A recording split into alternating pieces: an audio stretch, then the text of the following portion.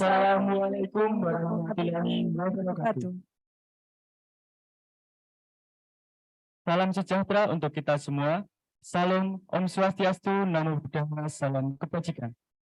Yang terhormat Ibu Wulan Tilaar, BFA MSc, Diplom Sidesco, Direktur Marta Tilaar Spa dan Puspita Marta International Beauty School.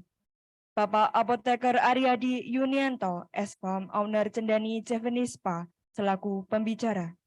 Ibu Apoteker Pramita Yuli Pratiwi, S.Pharm MSc, Ketua Program Studi D3 Jurusan Jamu, selaku pembicara.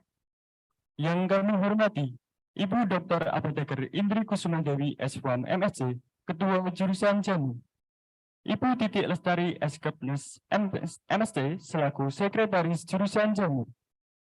Ibu Pramita Yuli Pratiwi, S.Pharm MSc, selaku Ketua Program Studi Jurusan Jamu. Yang kami hormati seluruh tamu undangan, segenap dosen dan karyawan, serta seluruh mahasiswa peserta kuliah umum jurusan jamu pada hari ini. Pertama, marilah kita panjatkan puji syukur kehadirat Tuhan Yang Maha Esa atas rahmat, hidayah serta inayahnya kepada kita semua sehingga kita dapat berkumpul di aula jurusan jamu dengan keadaan sehat walafiat. Selamat datang dalam acara kuliah umum program studi D3 jurusan jamu Poltekkes Kemenkes Surakarta dengan tema pengembangan entrepreneur secara holistik. Teman-teman kami di sini selaku pembawa acara, saya Tatit Kunta Wijayadano dan rekan saya Cinara Anjani Zentiasno untuk memandu acara pada hari ini. Izinkanlah kami untuk membacakan susunan acara pada hari ini. Yang pertama, pembukaan. Yang selanjutnya, pembacaan doa. Menyanyikan lagu Indonesia Raya. Sambutan Ketua Jurusan Jamu. Pemateri pertama dengan tema Entrepreneurship Marketing. Pemateri kedua dengan tema Entrepreneur Herbal dengan Digital Marketing. Pemateri ketiga dengan tema Entrepreneur Pangan Fungsional Kekinian Berbasis Bahan Alam. Dan yang terakhir, penutup. Memasuki acara yang pertama, marilah kita buka acara pada pagi hari ini dengan bacaan basmalah bersama-sama. Bismillahirrahmanirrahim. Bismillahirrahmanirrahim. Semoga acara pada pagi hari ini dapat berjalan dengan lancar dan baik. Amin. Acara selanjutnya yaitu pembacaan doa yang akan dipimpin oleh Saudari Jovanka Asifa. Kepada Saudari Jovanka Asifa kami persilahkan.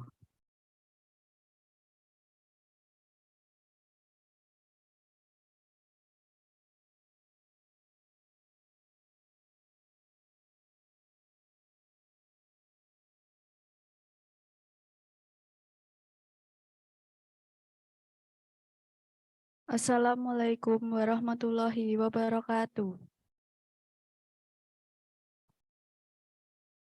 Baiklah, demi kelancaran pada hari ini, mari kita berdoa kepada Allah Tuhan Yang Maha Kuasa. Doa akan saya pimpin dengan cara agama Islam. Mohon untuk agama lain dapat menyesuaikan. Bismillahirrahmanirrahim. Allahumma sholli ala Sayyidina Muhammad wa ala ali Sayyidina Muhammad.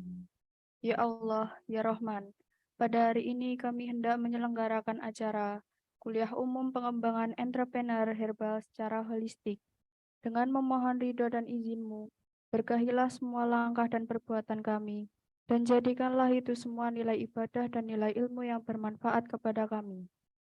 Ya Allah, ya Khalik, Zat yang Maha Pencipta, Engkaulah yang menjadikan apa yang ada di langit dan yang di bumi.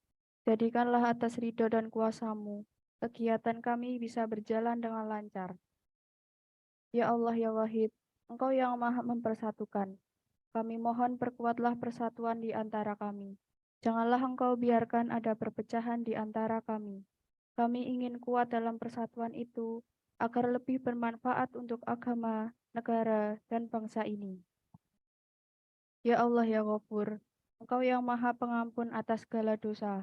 Ampunilah dosa kami, dosa orang tua kami, dosa para pemimpin kami, dosa para pejuang-Mu, dan dosa para pendahulu kami. Tempatkanlah kami dan mereka semua ini dalam lindungan rahmat dan ampunan-Mu. Allahumma la sahla illa ma ja'altahu sahla wa anta taj'alul hasna iza syi'ta sahla. Ya Allah ya Mujib, Engkau yang Maha mengabulkan doa. Perkenankanlah doa dan permohonan kami. Rabbana atina fid dunya hasanah wa fil akhirati hasanah wa qina adzabannar. Subhana rabbika rabbil izzati amma yasifun. Wassalamun alal mursalin. Walhamdulillahi rabbil alamin. Wassalamualaikum warahmatullahi wabarakatuh.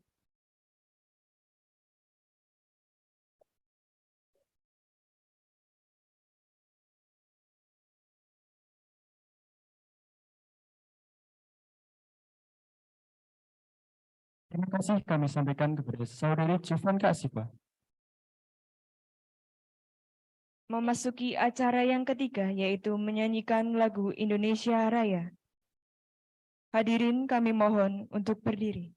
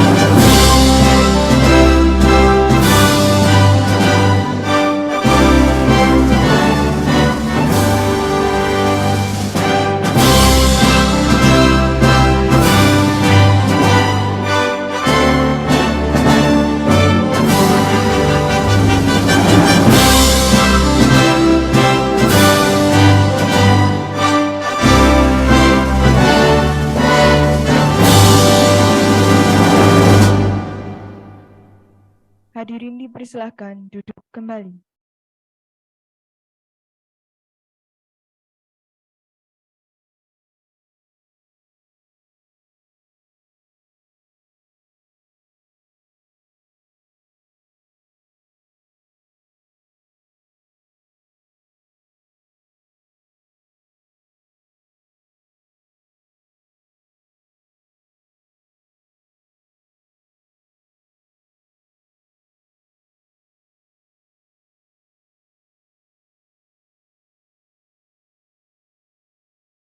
Acara selanjutnya yaitu sambutan dari Ketua Jurusan Jamu. Kepada Ibu Dr. Apoteker Indri Kusumandani SPM MSc, kami persilakan.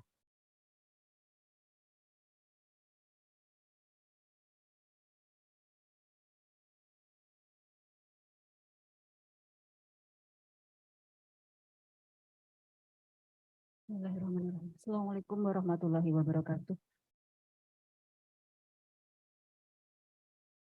Yang kami hormati narasumber kita pada pagi hari ini, yang luar biasa, Ibu Wulan Tilaar, BFA MSc di PL Sidesko. Selamat pagi, Ibu Wulan. Yang kami hormati narasumber yang kedua, Bapak Apoteker Aryadi Yunianto S1.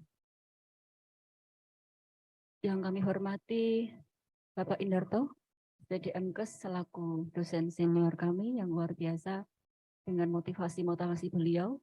Yang kami hormati Ibu Titik Lestari Eskepnes MSc selaku Sekretaris Jurusan Jamu. Yang kami hormati Ibu Apoteker Pramita Yuli Pratiwi MSc selaku Bapak 3 Jamu. Bapak Ibu dosen Tendik dari Jurusan Jamu. serta yang kami sayangi mahasiswa-mahasiswi jurusan jamu. Semangat pagi. Luar biasa, kurang semangat ya. Semangat pagi, luar biasa. Serta yang luar biasa hebatnya mahasiswa-mahasiswi panitia HMC, tepuk tangan dulu. Dan BPM juga ya. Pertama-tama marilah kita panjatkan puji syukur kehadirat Allah Subhanahu wa taala atas segala limpahan nikmatnya, rahmat, hidayahnya yang harus selalu kita syukuri, sehingga pada pagi hari ini kita bisa mengadakan kegiatan kuliah umum jurusan Jamu Poltekkes Kemenkes Surakarta dalam keadaan sehat walafiat, tidak kurang suatu apapun. Tak lupa salam serta salawat kita haturkan ke junjungan Nabi besar kita Nabi Muhammad SAW. Pada kesempatan pagi hari ini, untuk yang pertama kami ucapkan terima kasih sebesar-besarnya kepada Ibu Ulan Tilaar di sela kesibukan beliau menjadi Direktur Marta Tilaar Spa dan Puspita Marta International Beauty School. Beliau adalah putranya Ibu Marta Tilaar yang mempunyai industri kosmetik yang luar biasa dengan kesibukannya beliau tidak hanya di nasional sampai internasional juga. Sudah 3 kali ini kami kerjasama dengan Marta Tilaar mengundang kegiatan seminar internasional. Pada tahun 2022 sebagai pembicara juga Bu Wulan, the third International Conference on Traditional Medicine dengan pembicara Ibu Wulan. Pada pagi hari ini alhamdulillah beliau menyempatkan waktunya dengan Zoom. Semoga tidak mengurangi makna ketika penyampaian materi beliau dengan Zoom hari ini, dengan penyampaian yang memberikan motivasi hari ini nantinya bisa kita terapkan pada seluruh mahasiswa di sini. Terima kasih Ibu Wulan, dan juga kami ucapkan kepada narasumber kita yang kedua Bapak Apoteker Aryadi Yunianto SFAM. Beliau masih perjalanan dari Yogyakarta. Beliau pernah menjadi juara intinya waktu itu tentang entrepreneur, young entrepreneur di tingkat nasional. Beliau pernah diundang di Metro TV. Jadi beliau itu sahabat saya, seangkatan saya di S1 di UGM waktu itu, dan beliau pada tahun 2011 menjadi pemenang dan pernah diundang di Kick In di Metro TV. Luar biasa. Nah, harapannya dengan pembicara-pembicara yang luar biasa ini kita kemas dalam kegiatan kuliah umum yang memang kegiatan ini rutin kita lakukan setiap semester, bahwasanya akan memberikan wawasan yang yang bisa membuka adik-adik mahasiswa semuanya nanti, memberikan gambaran bagaimana ketika nanti kalian dibekali dengan entrepreneur dari narasumber yang memang berkompeten di bidangnya dan berpengalaman yang sudah luar biasa ini, bisa diterapkan, disinergiskan dan diselaraskan dengan kuliah-kuliah yang sudah diterapkan. Sehingga kalau sudah lulus nanti tidak perlu bingung lagi.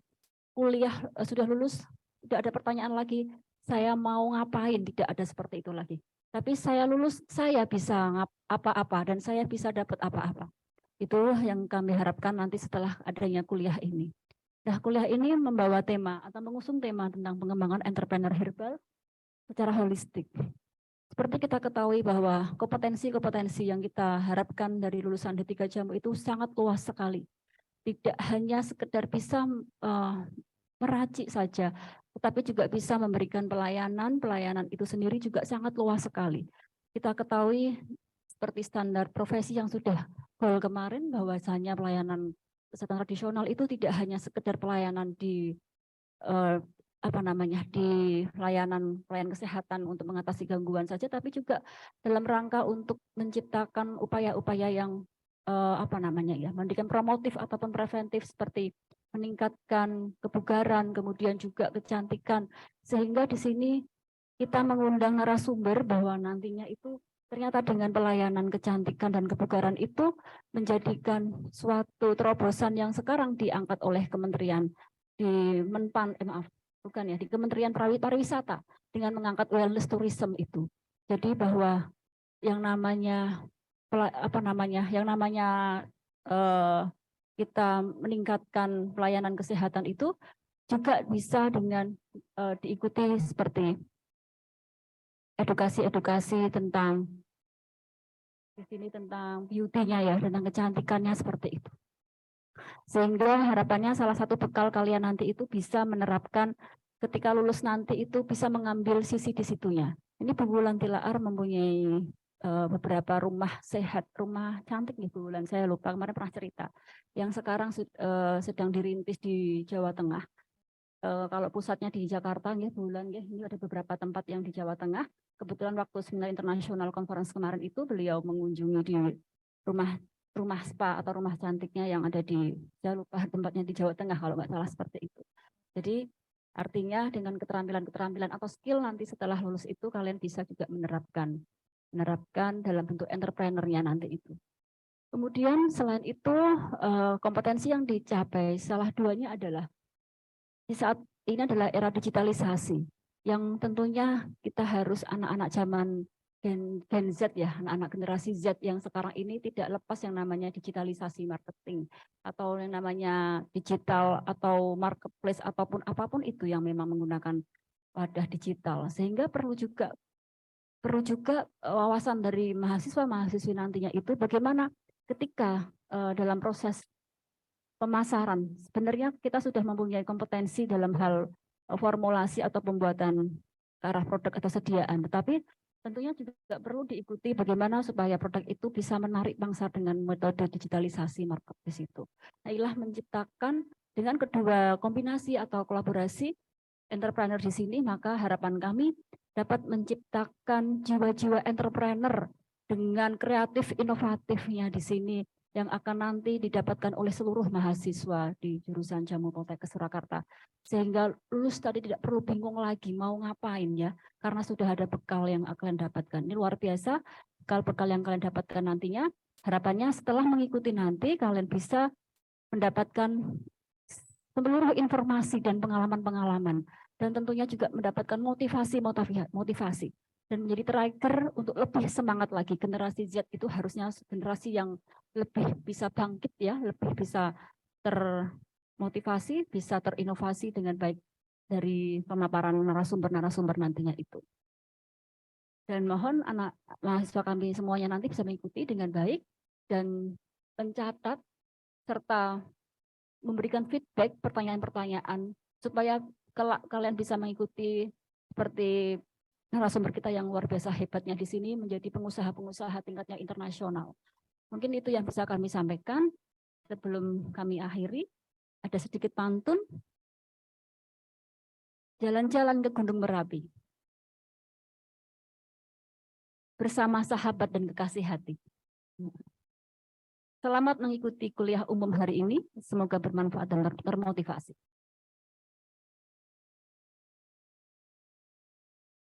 Satu lagi ya, malam minggu pergi ke Yogyakarta. Naik becak bersama Luna Maya. Selamat dan sukses para calon wirausaha. Semoga selalu bahagia dan kaya raya. Terima kasih, sekian. Wassalamualaikum warahmatullahi wabarakatuh.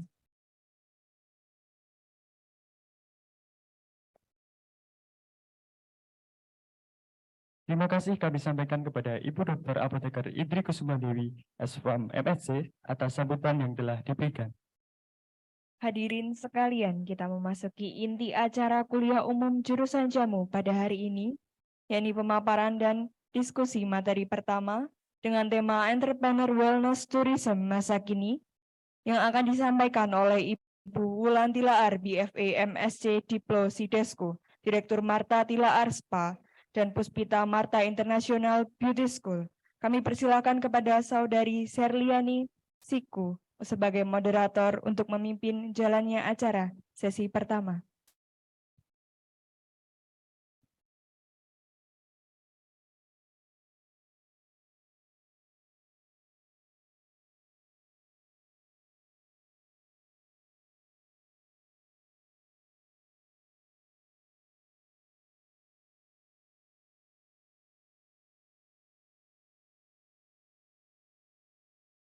Terima kasih atas waktu yang telah diberikan oleh MC.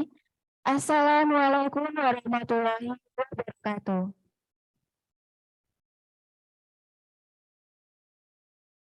Shalom, Om Swastiastu, Namo Buddhaya, Salam Kebajikan.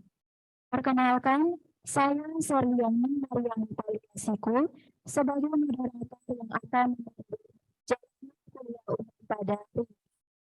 Sebelum memasuki acara inti, izinkan saya menjelaskan mekanisme kuliah umum pada hari ini.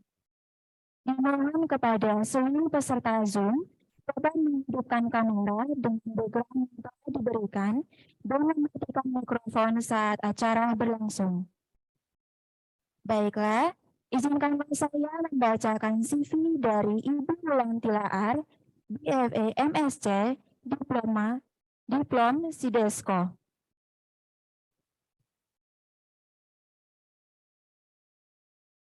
Ibu Wulan Tilaar merupakan seorang ahli kecantikan holistik, praktisi meditasi, Self-Healing Institute. Beliau kini menjabat sebagai Direktur Marta Tilaar Spa, Direktur Puspita Marta International Beauty School, Direktur Proyek Filantropi, Rumah Marta Tilaar, Gombang, Jawa Tengah, Ketua Yayasan Warisan Budaya Gombang, Rumah Budaya Pusat Komunikasi.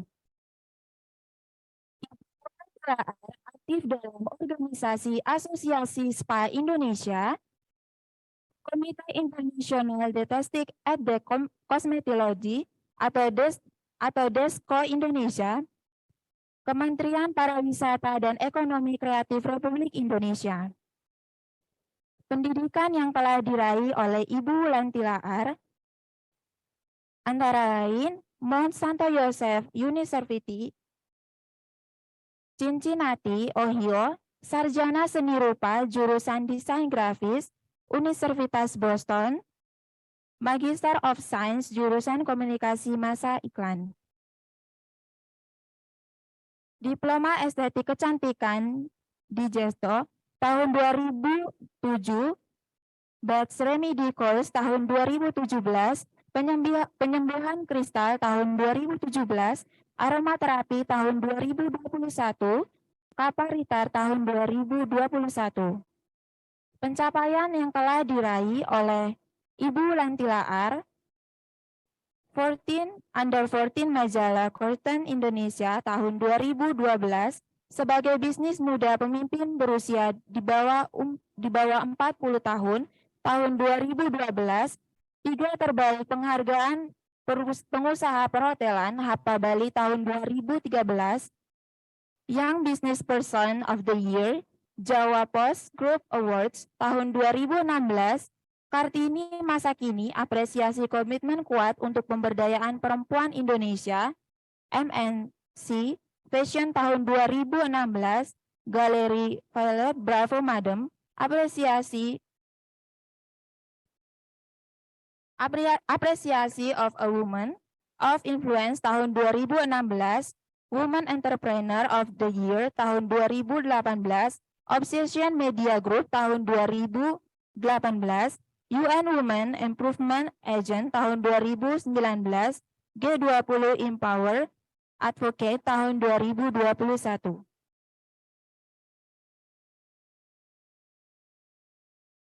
Ibu Wulan Tilaar memiliki banyak pengalaman, yaitu pembicara dan juri di berbagai acara yang berkaitan dengan kecantikan, fashion, isu-isu pemberdayaan perempuan, seperti pengajar pada Kongres Dunia Sidesko ke-58 Kyoto, Jepang, September tahun 2009, sebagai dosen Magister Herbal Universitas Indonesia tahun 2012 sampai sekarang, pengajar di Kongres Dunia Sidesko, Wuhan, Tiongkok tahun 2013, Direktur Proyek Filantropi Rumah Marta Tilaar tahun 2015 sampai sekarang, sebagai pembicara untuk Comfort Asia, Hong Kong Oktober tahun 2015, sebagai juri Duta Muda ASEAN tahun 2015 dan 2019, sebagai pembicara konferensi perempuan The Joy of Jamu From Personal to Global Kuala Lumpur tahun 2018, sebagai juri Miss Indonesia tahun 2014 sampai 2018, sebagai juri Tatler Indonesia tahun 2019, sebagai juri Duta Pariwisata SPA tahun 2019, Spa and Wellness Tourism Award tahun 2019. Baiklah, kita memasuki acara inti yaitu pemaparan materi oleh Ibu Wulan Tilaar, BFI MSc, Diplom Sidesko. Dipersilakan kepada Ibu Wulan Tilaar untuk memaparkan materi dengan tema Entrepreneur Wellness Tourism masa kini. Baik, terima kasih moderator kita Mbak Sherliani Siku. Tadi terima kasih atas perkenalannya. Selamat pagi semuanya, semangat pagi dari Jakarta untuk Solo. Tanpa mengurangi rasa hormat dan cinta saya kepada Bapak Ibu sekalian dan para mahasiswa, walaupun kita melalui online, tapi semoga apa yang saya sharingkan pada hari ini bisa tadi ya membuka wawasan, saling sharing berbagi pengalaman. Dan pada hari ini saya ingin mengucapkan selamat pagi kepada Ketua Jurusan Jamu Poltekkes Kemenkes Surakarta, Ibu Indri Kusuma, beserta semua jajarannya, para dosen dan para karyawan yang tidak bisa saya sebutkan satu persatu. Kemudian juga kepada para narasumber yang lain, Bapak Aryadi dan Ibu Pranita Yuli Pratiwi, yang juga akan bersama saya sharing tentang apa yang kita tahu kepada teman-teman sekalian. Dan tentunya juga kepada para mahasiswa dan para mahasiswi jurusan Jamu Poltekkes Kemenkes Surakarta.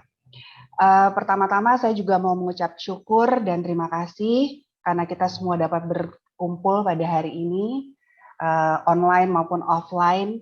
Dan benar kata Ibu Indri, saya sampaikan ini sudah 3 kali bekerja sama dengan Marta Tilaar Group, dan sudah 2 kali sebenarnya saya juga bisa sharing dengan Poltekkes Kemenkes Surakarta. Jadi ini merupakan suatu kehormatan juga dan bagi saya secara pribadi dan juga dari Marta Tilaar SPA untuk bisa selalu berkolaborasi, saling membantu, saling support satu sama lain. Semoga saya mau cek dulu, semoga suara saya bisa jelas terdengar dari sebelah sana. Boleh ada yang respon mungkin di chat, atau moderator bisa menyampaikan apakah bisa terdengar atau tidak sebelum saya memulai. Jelas, Bu. Oke, kalau begitu. Ya, jadi pada hari ini di acara kuliah umum dengan tema pengembangan entrepreneur herbal secara holistik, saya diminta dan saya akan sharing tentang entrepreneurs in wellness tourism. Gitu. Memang istilah wellness tourism ini sekarang sedang sangat naik daun ya, apalagi sejalan dan selaras dengan hasil dari International Tourism and Wellness Conference, di mana saya juga hadir di Solo juga pada waktu itu di bulan November tahun lalu. Itu juga selaras dengan himbauan atau himbauan dan saran dari Mas Menteri Sandiaga Uno bahwa melihat potensi wellness tourism untuk Indonesia merupakan salah satu hal yang penting dan esensial untuk bisa membantu membangkitkan kembali tourism yang sempat lesu atau sempat down saat-saat pandemi. Jadi ini bisa menjadi suatu peluang yang sangat strategis, khususnya Indonesia memiliki kekayaan alam dan budaya yang begitu banyak, tetapi masih banyak belum dikembangkan secara baik dan secara profesional. Jadi mungkin dengan pemaparan ini teman-teman mahasiswa-mahasiswi juga bisa melihat gitu ya, atau memposisikan diri, point of view-nya gitu, bahwa ya tadi seperti Ibu Indri katakan, setelah saya lulus tuh banyak sebenarnya yang bisa kita lakukan dengan melihat apa yang ada di sekitar kita dan apa yang kita miliki gitu. Ya. Oke, baik. Saya mulai saja pemaparannya tentang sebenarnya apa sih wellness tourism itu. Mungkin bisa dibantu dengan slide-nya, Mbak Regine. Oke, saya mulai dari definisi saja dulu ya. Wellness tourism menurut Global Wellness Institute, sebenarnya menarik ya, Global Wellness Institute ini dulunya namanya Global Spa Institute. Tetapi dengan berjalannya waktu, memang tidak bisa dipungkiri bahwa spa dan wellness itu menjadi salah satu bagian yang tidak bisa dipisahkan. Bahkan spa itu hanyalah bagian kecil saja dari perkataan wellness. Jadi wellness inilah adalah tujuan yang lebih besar, greater means dari apa yang kita cari sebagai manusia. Gitu ya. Jadi menurut Global Wellness Institute mendefinisikan bahwa wellness tourism adalah traveling ya, travel atau perjalanan yang diasosiasikan untuk dapat memaintain atau mempertahankan atau meningkatkan well-being seseorang. Well-being itu adalah secara holistik, secara keseluruhan, kesehatan, keseimbangan, baik mental, fisik, spiritual dari seseorang. Kita percaya bahwa setiap manusia itu pasti akan selalu mencari jati diri atau sejatinya diri gitu ya. Dalam perjalanannya macam-macam, orang-orang tuh akan bisa menemui pengalaman yang berbeda. Nah, ada satu poin mungkin dalam tingkat kesadaran tertentu, orang akan mencari yang namanya tadi keseimbangan. Bagaimana dia bisa mempertahankan dan dapat meningkatkan keseimbangan dalam dirinya masing-masing. Nah, dengan adanya tourism, wellness tourism ini memungkinkan ya perjalanan orang ini untuk mencari keseimbangan. Di mana kita tahu bahwa wellness tourism ini juga bisa membantu membalance ya negative qualities dari traveling atau mass travel. Jadi kayak mass travel tuh ya traveling sejuta umat gitu ya, itu juga mempunyai banyak negatif impact sebenarnya yang bisa mengakibatkan beberapa dampak-dampak negatif gitu. Nanti akan saya bahas juga apa sih dampak negatif dari tourism. So intinya dari wellness tourism ini adalah travel yang mencari keseimbangan, mempertahankan keseimbangan dari seseorang secara fisik, spiritual, maupun mental dan emosional, gitu. Oke, selanjutnya. Kadang-kadang masih bingung ya antara kita dengar nih dua istilah wellness tourism sama medical tourism. Mungkin medical tourism sudah pernah atau sudah lebih sering kita dengar tentang medical tourism daripada wellness tourism. Nah, kembali saya mengambil source-nya dari Global Wellness Institute tahun 2018. Ini kita coba jabarkan tentang bedanya medical tourism dan wellness tourism. Kita mulai dulu dari medical tourism. Ya, medical tourism itu sebenarnya seperti apa sih gitu ya? Orang itu willing to travel atau mau untuk melakukan perjalanan memang untuk menerima treatment dari penyakit yang sudah terdiagnosa atau dari keadaan kesehatan yang mereka alami saat ini gitu ya. Jadi mencari pengobatan atau penyembuhan. Jadi jelas tujuannya. Ya. Kemudian mungkin bisa juga dimotivasi dari beberapa aspek, yaitu mungkin dengan lower cost of care atau harga yang lebih murah. Ini mungkin kalau misalnya teman-teman sudah familiar, kita sering kali dengar kalau pengobatan di negara tetangga, misalnya di Malaysia atau khususnya di Penang, itu katanya untuk bypass jantung, untuk operasi untuk pengobatan kanker itu terkenal lebih murah dibanding di Indonesia sendiri, misalnya seperti itu. Atau ada juga destinasi lain yang cukup populer, yaitu mungkin Thailand gitu, untuk melakukan pengobatan-pengobatan seperti itu dengan harga yang lebih terjangkau, gitu ya. Nah, kemudian di sini memang aktivitas-aktivitas yang reaktif terhadap penyakitnya. Jadi karena memang sudah ada kondisi penyakit, mereka mencari, ya, mereka secara reaktif mencari jalan keluar atau solusi untuk memperbaiki keadaan fisik dan kesehatan mereka, gitu. Nah, ini pastinya dilakukan secara medical environment, di overseen atau di dalam supervisi dokter atau harus dalam ditangani penanganan dokter, dan biasanya sifatnya adalah invasif, gitu. Invasif ya bisa melakukan tindakan-tindakan yang ya tadi invasif ya, apakah ada surgery atau ada suntik, ada hal-hal yang memang dimasukkan ke dalam tubuh ini secara medical reason, gitu. Jadi ini memang adalah definisi dari medical tourism. Nah, bagaimana dengan wellness tourism? Wellness tourism sifatnya proaktif. Jadi sebelum sakit, sebelum butuh untuk penyembuhan secara medis, mereka sudah menyadari bahwa saya ini udah usia 40 nih, gitu ya. Saya harus memperbaiki lifestyle saya. Gimana? Karena saya selama ini hidup dalam environment yang toxic atau environment yang stres berat, gitu ya. Dan berbagai macam cara sudah dilakukan, gitu. Tapi tetap saja saya belum mendapatkan ketenangan atau contentment, gitu ya, dalam kehidupan ini. Jadi dia secara proaktif mencari solusi non medis memang, karena memang belum terkondisi kesehatannya atau belum divonis lah, gitu.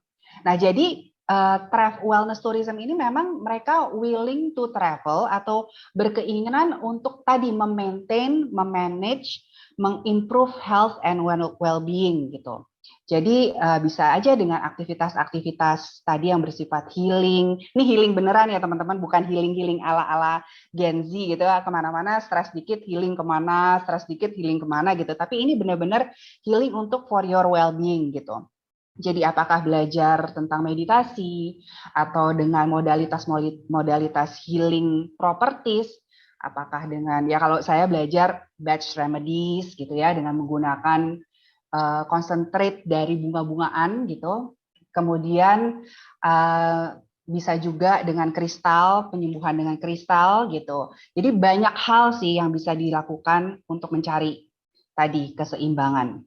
Nah, kemudian ini dimotivasi. Kalau tadi dia lower cost of care, kalau ini memang keinginan aja untuk healthy living gitu, untuk mencegah penyakit, untuk mereduce atau mengurangi stres, anger management mungkin, emotional management, lifestyle habits dengan working out atau mungkin mendalami yoga, pilates, dan physical activities lainnya.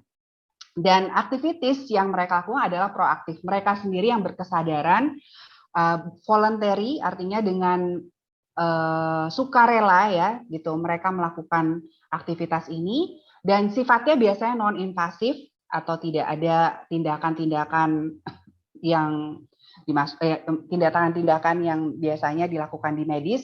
Dan ini adalah di non-medical nature, jadi bukan settingannya hospital atau klinik atau apapun gitu ya. Jadi bisa saja seperti tempat retret gitu, atau tempat yang berada di tengah-tengah alam gitu, yang bisa mendekatkan kita lebih ke sejatinya diri kita masing-masing.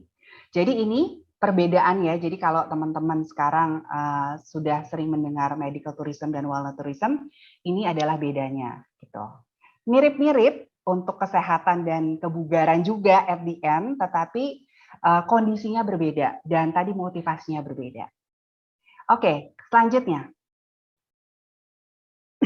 Nah, ada tipe-tipe wellness travelers juga gitu ya. Di sini ada dua tipe. Yang pertama adalah primary wellness travelers. Jadi memang orang-orang yang sudah paham maunya apa, tujuannya apa untuk melakukan traveling ini gitu ya. Jadi apakah saya ingin mereduce stres saya gitu. Saya mau belajar tentang mindfulness atau berkesadaran gitu. Jadi dia sudah tahu dan dia sudah tahu tujuannya. Di setiap negara ini punya apa ya? setiap negara tuh punya kelebihan masing-masing. Jadi nanti akan ada juga dalam peta akan ditunjukkan. So jadi primary wellness travelers memang yang sudah tahu maunya apa gitu ya, dengan tujuan yang jelas. Nah, kalau secondary wellness travelers, ini traveler yang biasa-biasa, tetapi dia sudah pernah dengar gitu ya, kira-kira oh boleh juga ya, misalnya kalau kita ke Bali gitu ya, di Ubud itu banyak banget tempat untuk belajar yoga loh. Mungkin saya mau mampir, mau lihat dulu gitu, ikut beberapa kali session yoganya gitu. Atau belajar meditasi gitu, ikut beberapa sesi meditasinya. Atau belajar bikin jamu gitu kan, mengenal tanaman-tanaman obat di Bali misalnya. Nah itu dia sudah mulai mencari, mulai tertarik. Tetapi memang dikombinasikan antara leisure atau bersenang-senang dengan perjalanan bisnis. Jadi ini tujuannya masih bercabang gitu ya, kalau kita hati masih bercabang gitu. Nah, kalau yang di primary itu udah jelas, saya mau tujuannya satu gitu, untuk mencari apa yang saya butuhkan demi kesehatan dan keseimbangan well-being saya.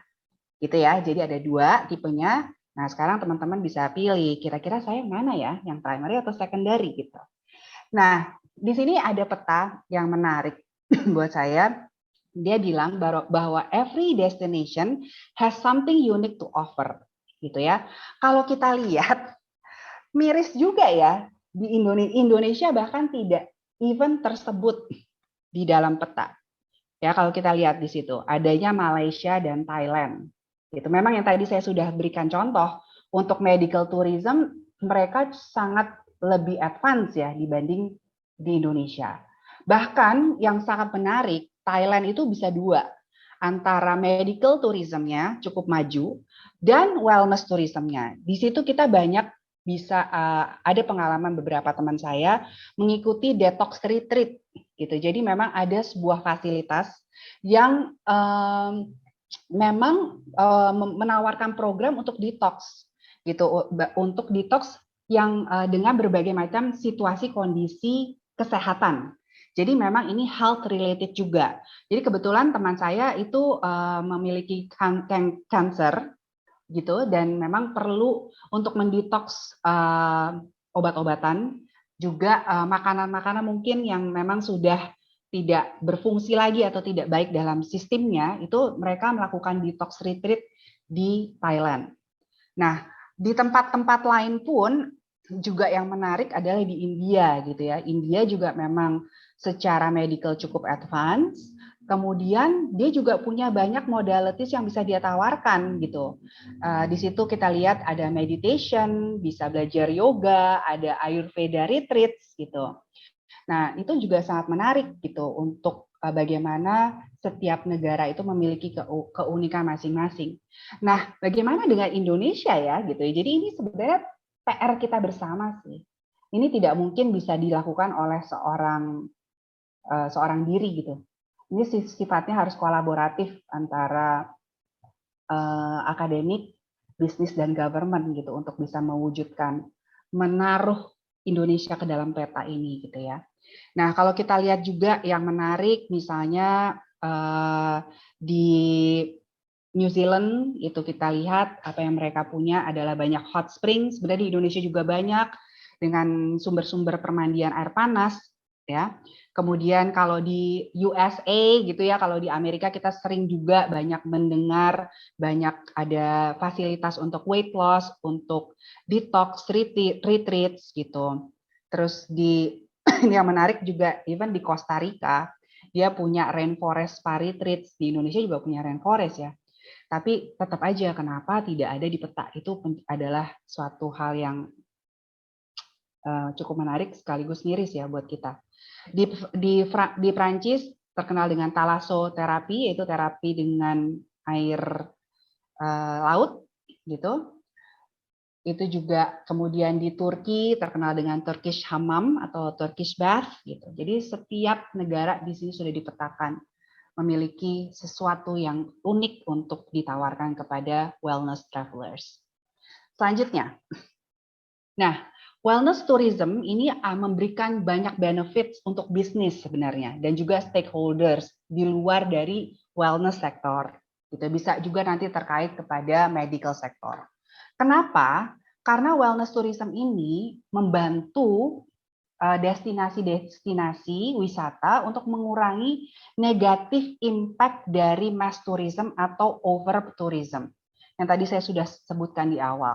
Apa sih sebenarnya negatif impact dari mass tourism? Itu ternyata banyak ya.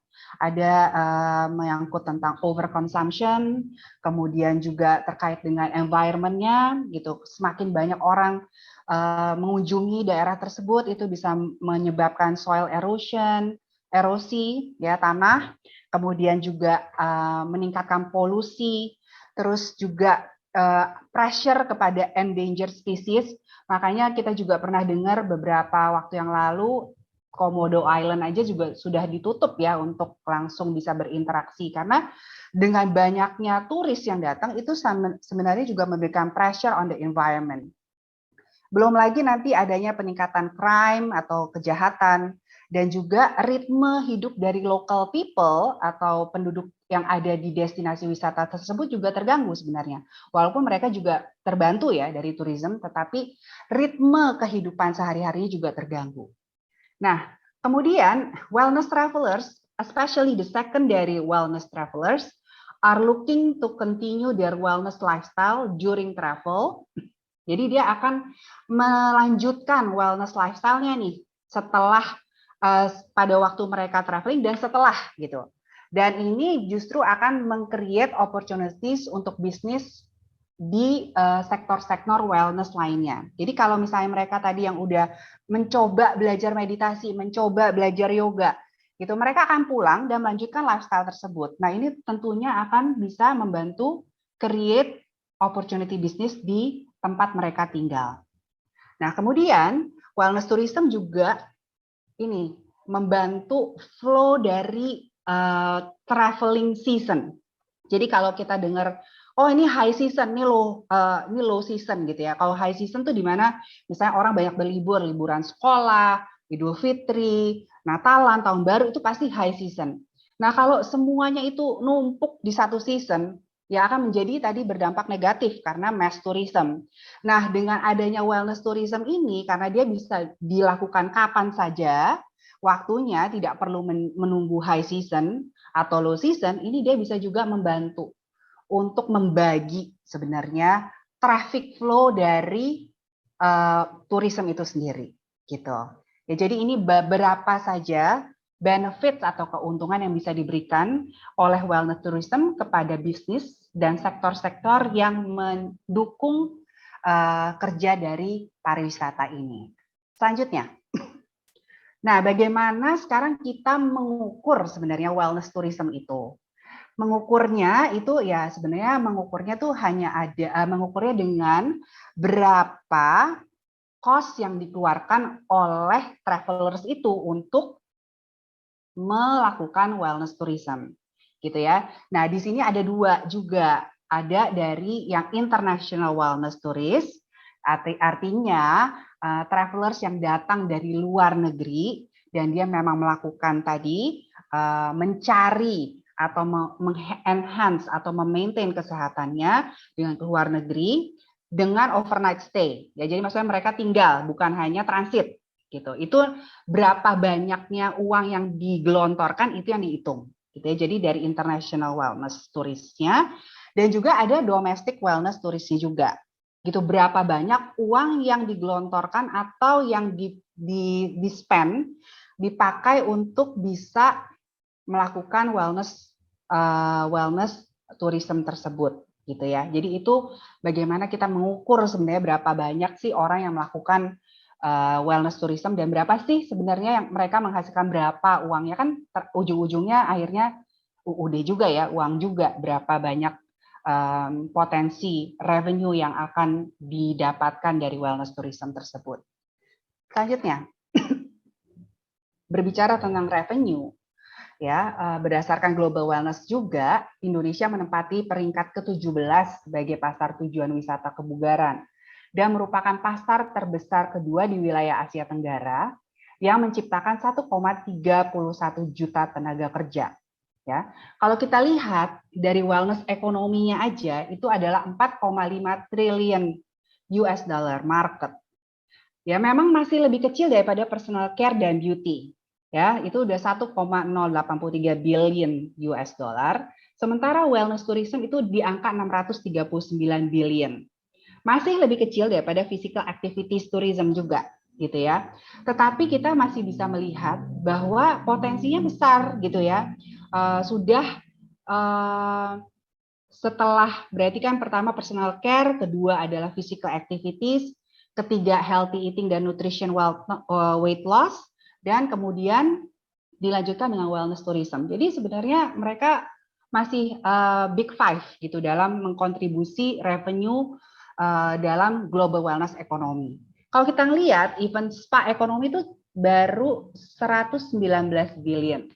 Jadi sebenarnya spa itu kecil dan itu adalah bagian, saya rasa ini bagian dari wellness secara keseluruhan. Nah, kita lihat ya bahwa Indonesia menempati peringkat ke-17. Not bad, tapi harusnya bisa lebih better daripada 17. Dengan apa yang sudah kita miliki ya, kekayaan alam, budaya, itu semua kita ada gitu dalam satu wilayah negara kita gitu. Jadi ini PR kita bersama lagi. Selanjutnya, nah saya ingin mengutip dari Mas Menteri Pak Sandiaga Uno. Beliau mengatakan bahwa industri yang tahan terhadap krisis adalah industri wellness. Terutama setelah pandemi, health becomes the priority of everybody.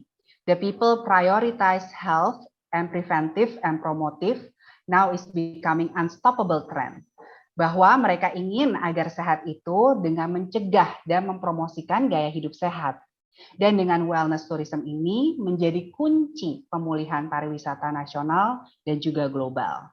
Gitu.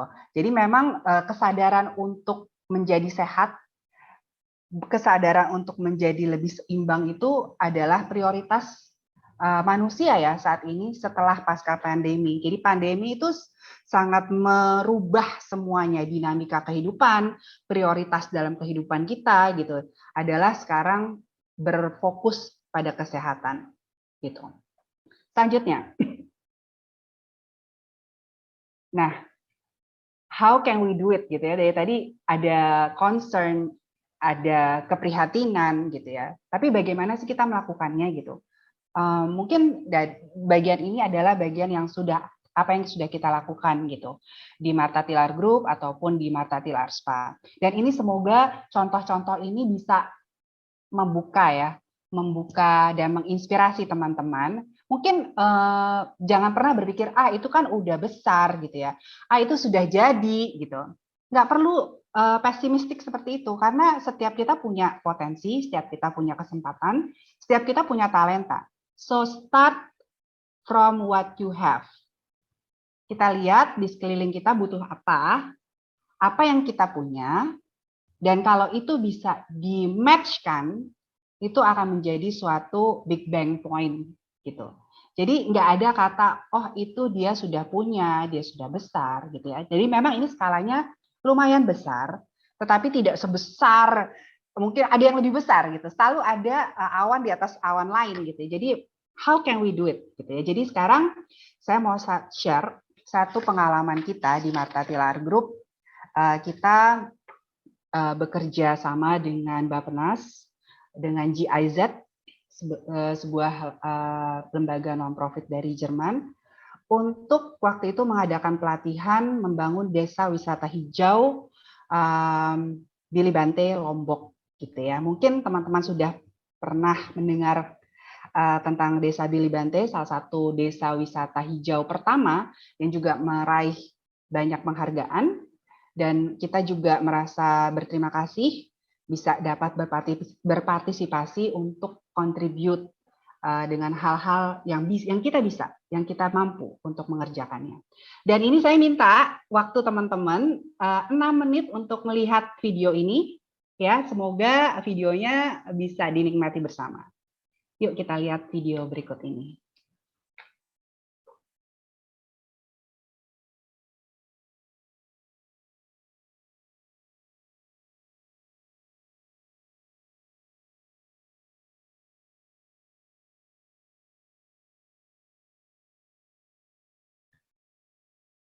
Musiknya, suaranya apakah terdengar? Belum terdengar, Bu. Oke, coba di pause dulu. Belum terdengar. Baik. Coba di pause dulu.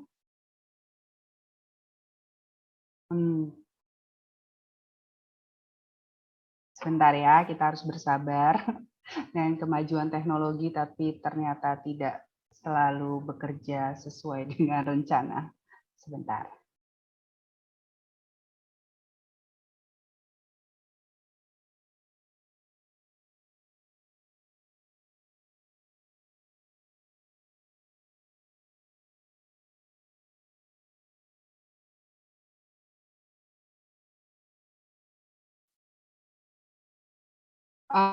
Mohon maaf tadi belum terdengar kan ya?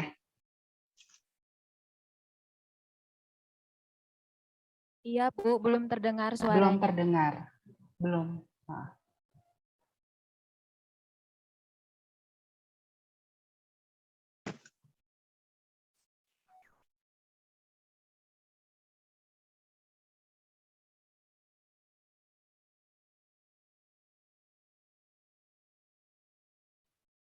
Oke, mungkin sambil menunggu program ini kita jalani untuk tadi menciptakan desa wisata hijau yang sifatnya ramah lingkungan pastinya dan juga bisa menggali potensi dari kearifan budaya dan kekayaan alam yang ada di wilayah Lombok tersebut.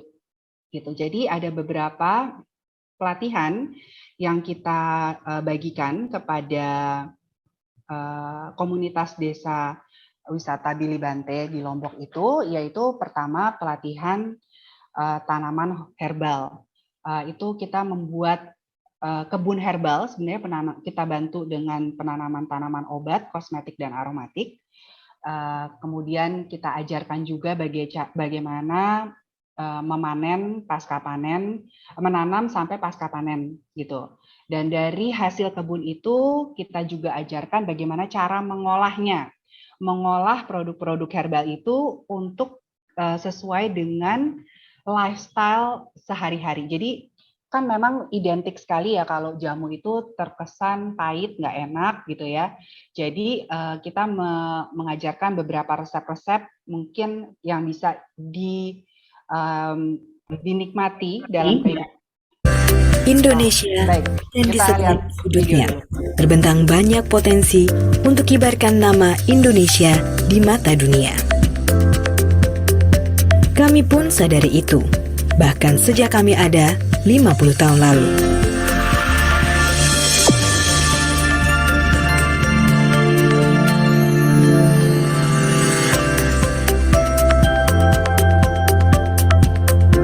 Beautifying Indonesia dengan 4 pilar yang menjadi pondasi di setiap kegiatan kami. Marta Tilaar tak pernah henti harumkan nama Indonesia. Dan kini kami transferkan pengetahuan dan keterampilan kami ke sebuah desa di Lombok Tengah, Desa Bili Bante.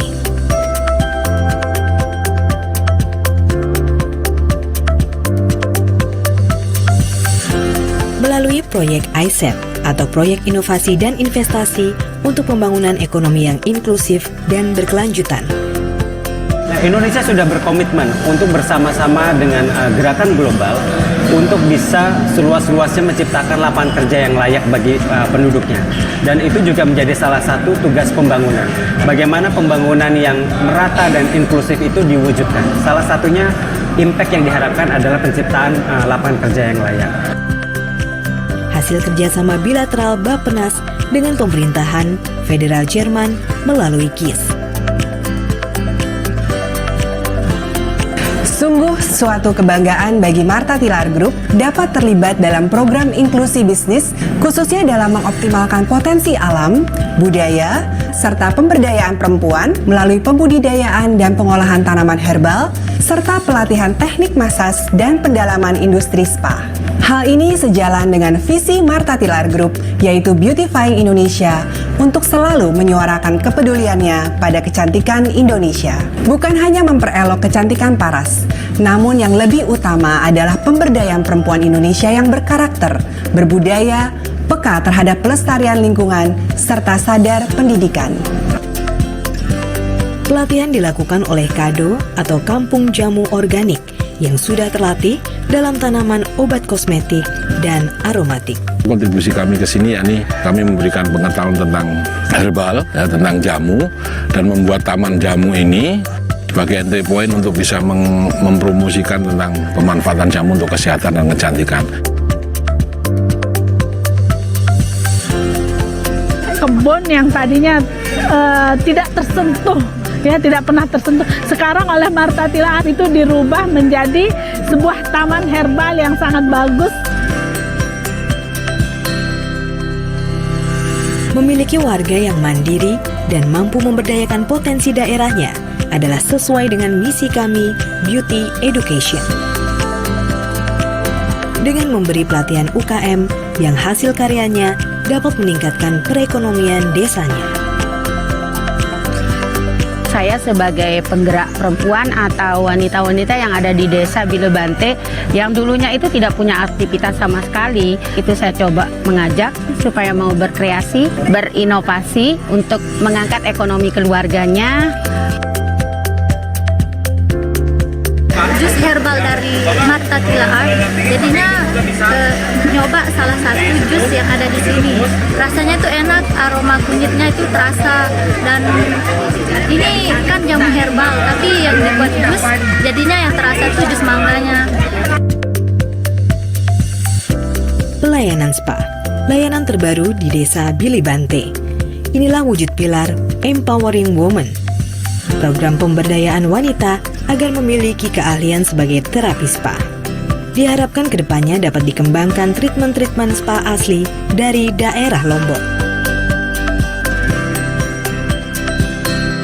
Ya, jadi ternyata di Bilebante ini kerjasama dengan Martha Tilaar dan proyek aset ini, Empowering Women ini betul-betul diimplementasikan di sini. Bagaimana mereka, para wanita, yang kebanyakan di Bilebante ini ikut dalam kegiatan pelatihan ini memiliki keahlian baru, memiliki skill baru di bidang spa terapis, sehingga mereka bisa ikut terlibat dalam kegiatan pariwisata yang ada di desa.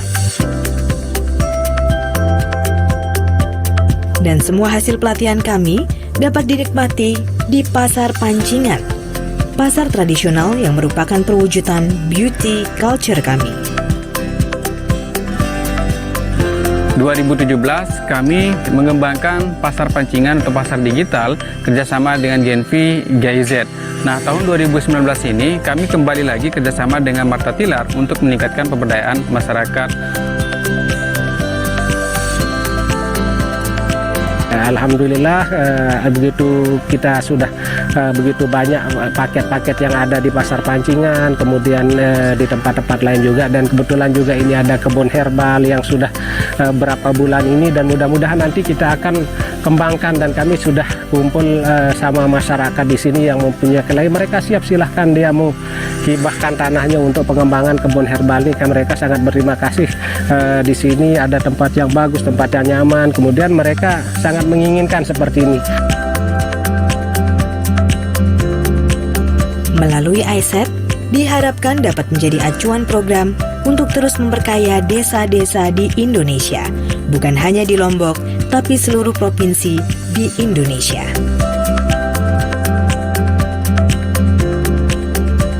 Kami, Martha Tilaar Group, akan terus berkontribusi dan terus menginspirasi untuk Indonesia.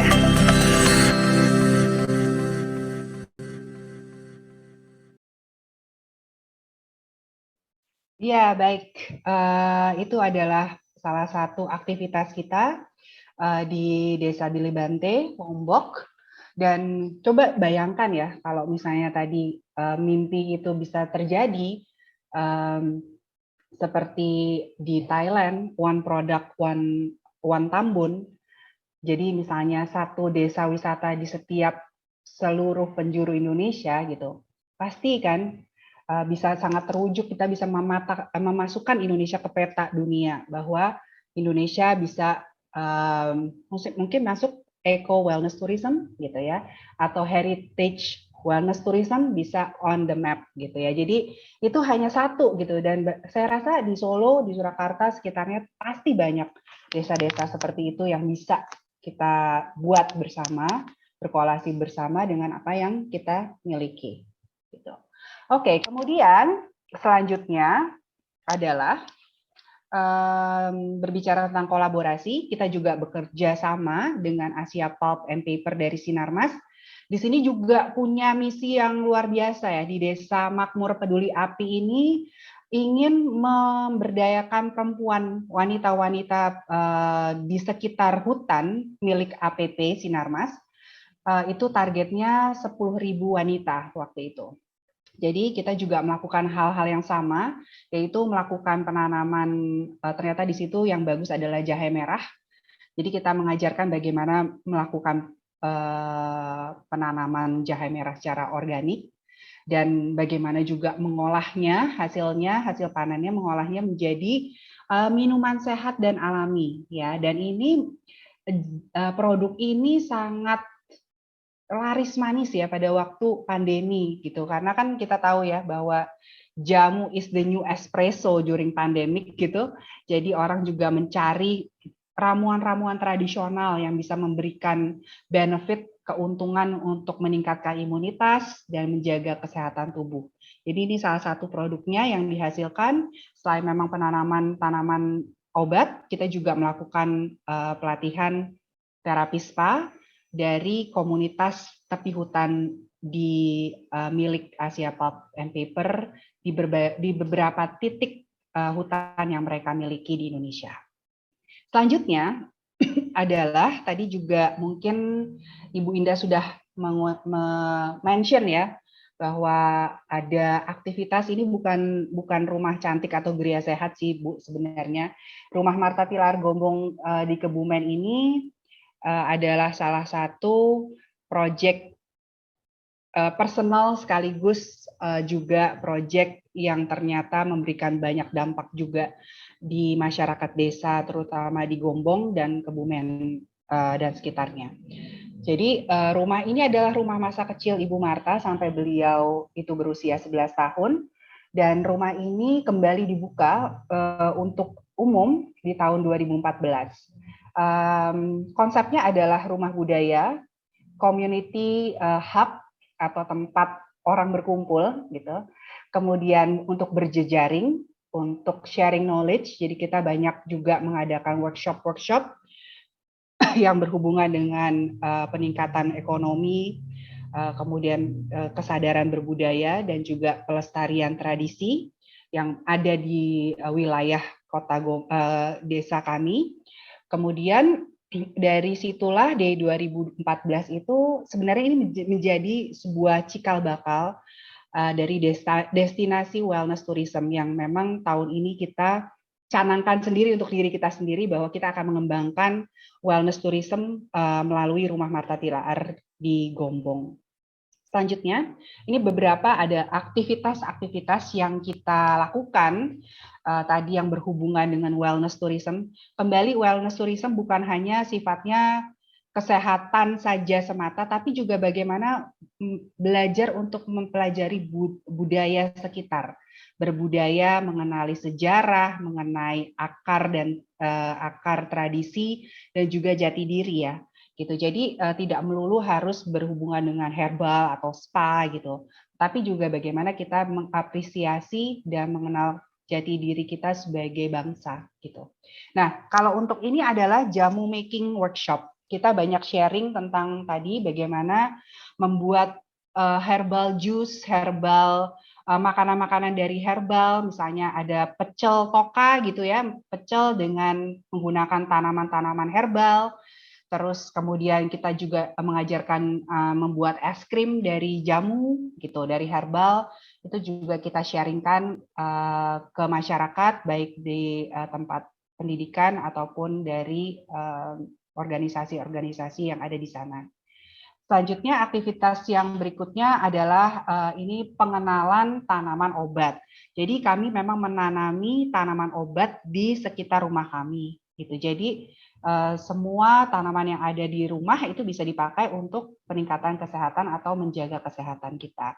Nah, di sini banyak sekali masyarakat yang memang ya mungkin banyak yang belum familiar ya, tidak bisa membedakan misalnya jahe dengan kencur misalnya gitu. Itu aja hal yang sangat sederhana, tapi itu adalah kenyataannya. Jadi kita memberikan workshop juga untuk tentang pengenalan tanaman herbal atau jamu. Kemudian tadi setelah hanya ini juga kita mengadakan beberapa festival, salah satunya adalah Festival Dolanan Anak. Ini kita mengencourage atau mengencourage itu lebih ingin mengedepankan lagi gitu dolanan tradisional anak-anak. Itu karena adalah keprihatinan kita semua bahwa sekarang semuanya adalah gadget. Setiap anak mulai dari bayi sudah menggunakan gadget. Mereka sudah lupa lagi bermain hula hoop, bermain gasing, enggrang, bermain congklak gitu ya. Jadi mereka nggak bahkan apalagi di perkotaan mungkin tidak tahu gitu seperti permainan-permainan tradisional. Nah, di sini kita melakukan festival dolanan anak setahun sekali, di mana benar-benar ternyata benar gitu ya. Selama mereka bermain, mereka melupakan gadget-gadget mereka dan mulai berinteraksi kembali, bersosialisasi lagi dengan orang-orang di sekitarnya, dengan alamnya, dengan permainannya gitu. Jadi engaging in community itu yang benar-benar kita kedepankan dalam festival-festival kami. Kemudian ada festival juga yang menarik adalah festival pengenalan budaya Imlek. Di sini setiap Imlek karena memang keluarga kami adalah keluarga peranakan, jadi kita mengadakan pengenalan budaya Imlek tentang bagaimana menyediakan sesajen atau makanan-makanan apa yang harus disiapkan dan apa maknanya dari makanan-makanan yang disiapkan untuk menghormati leluhur kita gitu ya. Terus ada beberapa aktivitas yang dilakukan juga dalam perayaan budaya Imlek tersebut. Nah, ini juga ternyata tadi engagement dari masyarakat cukup tinggi gitu dan dari berbagai macam kalangan. Nah, di sini kita juga ingin menciptakan sebuah destinasi ya, destinasi wisata wellness ataupun eco tourism juga yang mengenal tadi tentang budaya dan lingkungannya.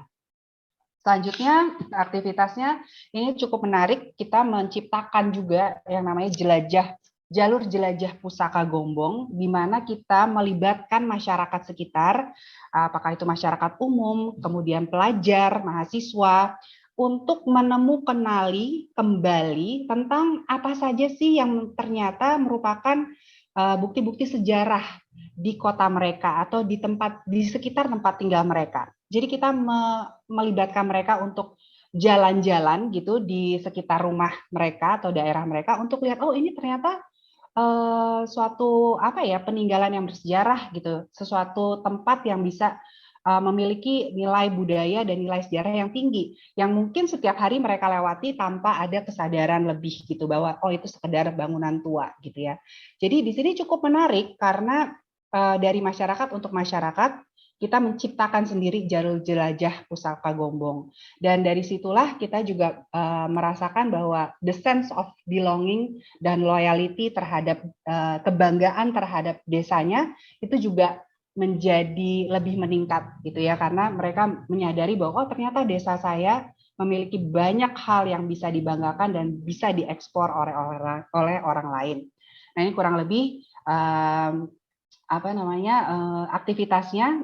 Yang sebelah kiri itu ternyata ada perkumpulan, ini kayak rumah duka ya kalau sekarang, ini adalah perkumpulan penolong kematian orang Chinese gitu, dan ternyata ini adalah sekolah dasar ibu saya. Jadi waktu ibu saya sekolah dasar ternyata itu juga merupakan sekolah untuk Tionghoa gitu. Nah, itu biasanya mereka melakukan jalur jelajah ini dengan berjalan kaki atau naik bentor atau bisa bersepeda gitu. Jadi banyak sekali opsi-opsi yang menarik yang bisa kita ciptakan untuk destinasi wisata. Selanjutnya, semoga waktunya masih cukup. Nah, kemudian selain itu kita juga menciptakan suatu shop atau pojok rumah Marta Tilaar yang memang kita membina produk-produk UMKM gitu ya, memang sifatnya lebih herbal, jamu, kemudian herbal-herbal yang bisa dijual gitu. Kita bantu juga untuk promosi, untuk tempat berjualan melalui sosial media dan juga tempat kita untuk sebagai showroom mereka, sehingga produk-produk yang mereka hasilkan bisa dijual dengan layak dan dengan representatif gitu ya. Jadi ada beberapa produk jamu dan juga ada produk gula semut organik misalnya. Itu yang kami jual di pojok rumah Marta Tilaar. Nah, kemudian saya juga mau sharing ada istilah baru yaitu wellpreneur. Apa sih wellpreneur gitu ya? It's a person atau mungkin organisasi bisa juga yang very passionate about spreading health and wellness through the world gitu. Nah, di sini saya juga mau menantang sekaligus gitu membuka teman-teman juga apakah Anda salah satunya nanti gitu ya menjadi wellpreneur. Ini ada beberapa contoh yang menurut saya baik. Contoh-contoh ini yang pertama mungkin sudah pernah dengar Sue Ora Jamu. Ini oleh teman saya Mbak Nova Dewi ya.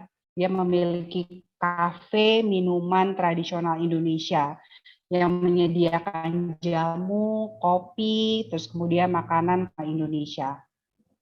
Nah, ini sebenarnya potensi kita juga kan sebagai salah satu menjadi wellness tourism destination, mempunyai kuliner atau fasilitas-fasilitas yang mumpuni, yang mempromosikan tadi kekayaan alam melalui kuliner ataupun herbalnya gitu. Terus contoh yang kedua, mungkin pernah dengar juga namanya Acaraki. Ini juga saya rasa wellpreneur yang go to the distance. Kita bisa lihat kafe, kemudian produk-produknya. Kalau di Jakarta mereka juga punya di supermarket yang high end, dia punya namanya Acaraki Sparkling Water.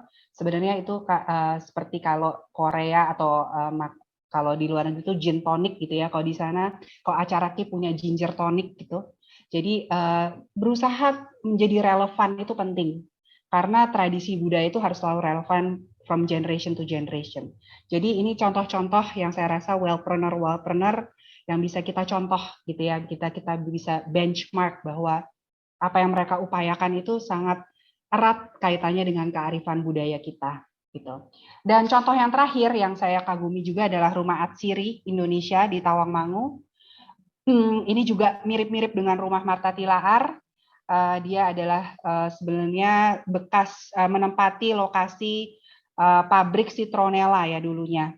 Dan sekarang dia mengubah konsepnya dengan sebagai museum, kemudian tempat untuk belajar, membuka kelas-kelas, ada gardennya juga, ada learning hubs, kemudian bagaimana dia konsisten untuk mengajarkan atau spread the knowledge and the experience that they have about essential oils gitu.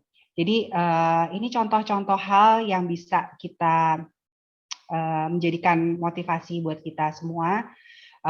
Ya kembali dengan contoh-contoh dan experience yang saya sampaikan, saya ingin challenge juga teman-teman, saya juga. So are you the next wellpreneur? Gitu ya. Jadi kembali lagi terima kasih atas waktu yang diberikan kepada saya dan senang sekali bisa memberikan pengalaman ini kepada teman-teman, kepada jajaran pengajar, dosen, dan karyawan di Poltekkes Kemenkes Surakarta. Saya juga membuka opportunity mungkin bisa bekerja sama dengan Rumah Marta Tilaar, pengembangan herbal baik di Gombong Kebumen ataupun di Solo, apa saja yang bisa kita kolaborasikan dengan apa yang kita miliki. Saya mohon maaf apabila dalam penyampaian ini ada hal-hal yang tidak berkenan atau banyak hal yang kurang. Saya mohon maaf dan semoga apa yang saya sharingkan ini bisa bermanfaat untuk teman-teman sekalian. Terima kasih. Wassalamualaikum warahmatullahi wabarakatuh. Selamat pagi.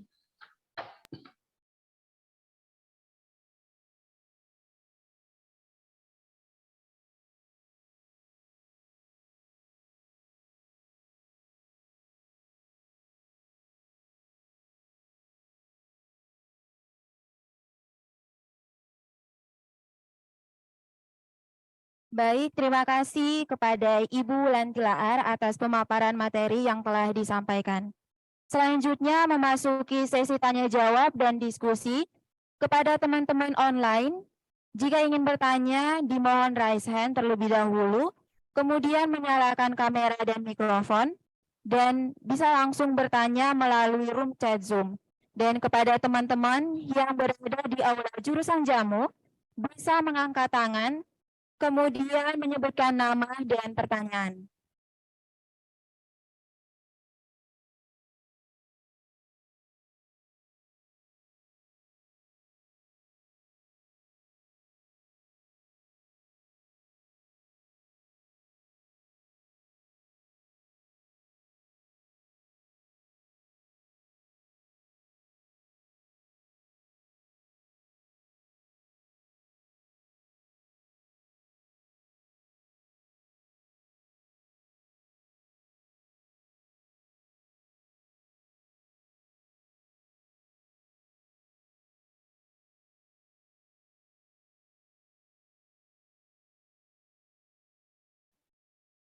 Ada satu yang raise hand nih di online, siapa ya tadi ya namanya?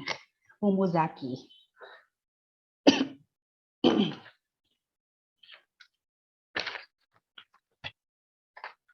Kepada Bapak Indarto, dipersilakan untuk mengajukan pertanyaannya. Oke, terima kasih. Assalamualaikum warahmatullahi wabarakatuh. Alhamdulillah hari ini saya bisa mengikuti pembicara kita yang luar biasa, Ibu Wulan dari Marta Tilar ini ya. Waktu di Solo saya juga mengikuti Ibu waktu seminar wellness. Terima kasih Pak. Ya, luar biasa memang. Ada beberapa hal yang memang perlu saya tanyakan sekaligus. Apa yang luar biasa memberikan wacana kita untuk teman-teman semuanya dan khususnya saya bahwa sebenarnya juga Indonesia yang memiliki suatu mega diversitas tanaman obat terbesar, kemudian biota laut yang juga sangat besar, tercantum dalam peta yang dikenal oleh dunia gitu. Kita itu segala kekayaan ada di Indonesia. Pulau-pulau terindah ada di Indonesia, kekayaan hutan ada di Indonesia, laut ada di Indonesia, budaya Indonesia itu luar biasa. Ya. Tapi kok satu pun tadi kalah dengan ini. Ayo berjalan terkenal. Kemudian Thailand lebih-lebih, ya, Malaysia saja sudah seperti itu. Ibu, sebetulnya kekayaan Indonesia itu sangat luar biasa, termasuk kami yang ada di jamu. Tadi contoh-contoh yang Ibu sampaikan, empowering wanita, empowering dari kader-kader sudah kita lakukan, pembinaan desa untuk bisa menjadi desa wisata jamu sudah banyak kita lakukan. Yang terakhir kemarin kita di Girpasang, Ibu. Mungkin Ibu pernah dengar, Girpasang itu satu daerah wisata yang baru saja diresmikan. Karena mereka alamnya bagus di sebelah Merapi, tetapi potensinya belum tergarap. Kami kemarin ke sana. Apa yang kita lakukan? Membina kader-kader dan remaja anak-anak SMA itu untuk diajarin membuat makanan fungsional dan jamu milenial.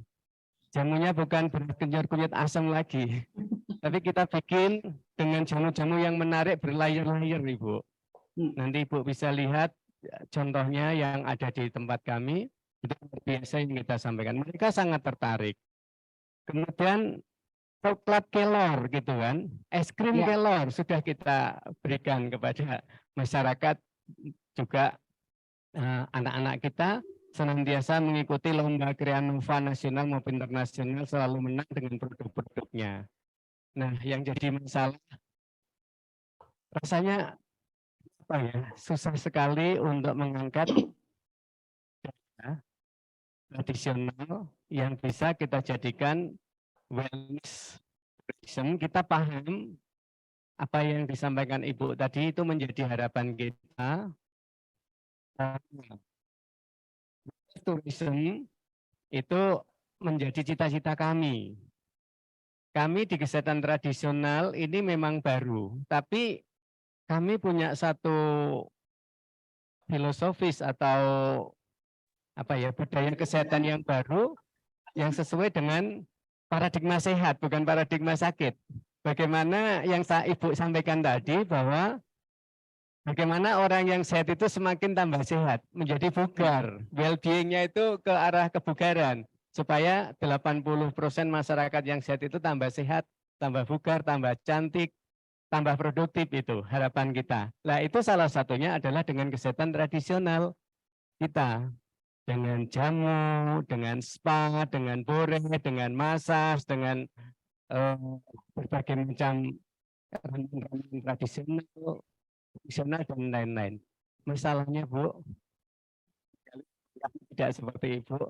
Kami di Solo, khususnya di Klaten, siapa yang datang ke tempat kampus kami biasanya mengagumi, wah sudah seperti ini ya jurusan jamu itu. Tetapi menjadikan rebranding kampus ini sangat susah karena namanya jamu. Padahal kami sangat bangga dengan kalimat jamu itu karena ini brand Indonesia begitu. Nah, kami mohon saran yang kecil yang kita lakukan ini bagaimana supaya bisa nanti dikenal seperti Martha Tilar yang perjalanannya sudah sangat panjang. Dan kami sudah pernah datang ke rumah Martha Tilar yang di Jakarta yang punya kebun yang sangat luas itu, mengikuti seminar di sana juga. Ini mohon saran Ibu, bagaimana kami anak-anak kita yang sudah kita bekali dengan wellness, kita bekali dengan budaya adiluhung bangsa Indonesia, minum jamu tidak hanya jamu Jawa, tapi jamu ramuan-ramuan yang modern, jamu saintifikasi, tapi belum mampu mengangkat untuk menjadi jamu ini terkenal. Padahal jamu ini baru satu-satunya juga jurusan kami di Indonesia. Bagaimana membuat anak-anak kami bangga seperti Ibu bisa akhirnya melalang buana luar biasa karena menekuni bidang ini. Mohon saran dari Ibu yang saat ini betul-betul mengagumkan kita semuanya. Matur nuwun Ibu. Terima kasih Pak Indarto ya. Tadi kita mau ngumpulin pertanyaan dulu atau mau langsung dijawab? Bisa langsung dijawab, Bu. Oke. Ini Pak Indarto tadi, mohon maaf tadi sinyal saya tuh kurang baik. Tadi Bapak berarti di Solo atau di Klaten ya Pak?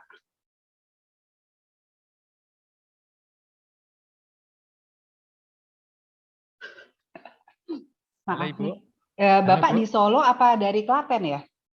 Iya, kalau Politeknik Kesehatan Surakarta itu ada di Solo pusatnya, tetapi memiliki 10 jurusan langka. Nah, jurusan langka jamu itu ada di Kabupaten Klaten. Oh, oke. Ya, dengan 4 jurusan yang lain, ada farmasi, ada anafarma, ada kebidanan, ada jurusan tradisional kesehatan tradisional jamu. Jadi kampusnya ada di Klaten, Ibu. Oh, baik. Ya berarti pertama saya mungkin harus ke kampus Bapak dulu ya. Kita tunggu, Bu. Kita tunggu, alhamdulillah. Kebetulan suami saya orang Klaten tuh, jadi sekalian pulang kampung aja. Kedatangan semuanya ya. Ya, iya menarik sih. Gimana Bu, Klatennya Bu? Di Ngering. Oh, Ngering tetangga, kita dekat sekali. 1 kilometer dari Ngering, Ibu. Ya, ya. Nanti Kampus coba kami. sekalian mampir deh nyekar ke sana juga. Iya. Ya, ya karena ya terima kasih Pak Indarto sih. Memang tadi yang saya katakan memang ini adalah PR kita bersama ya. Nggak bisa memang sendiri-sendiri. Nah, tadi saya juga sebutkan memang harus adanya kolaborasi yang lebih intensif antara ya tadi akademisi, bisnis, dan juga government gitu. Memang inisiatif yang kita lakukan itu hanya membuat percikan-percikan dulu sih Pak, gitu ya, percikan-percikan dulu. Dan saya bersyukur tadi dengan apa yang saya sudah sharingkan, ternyata Bapak sudah melakukan semuanya gitu kan. Jadi ini kita perlu memultiply lebih banyak lagi orang-orang atau stakeholder yang melakukan hal yang sama gitu. Mungkin kami sudah lakukan, Bapak sudah lakukan, mungkin ada nanti di poltekkes lain gitu.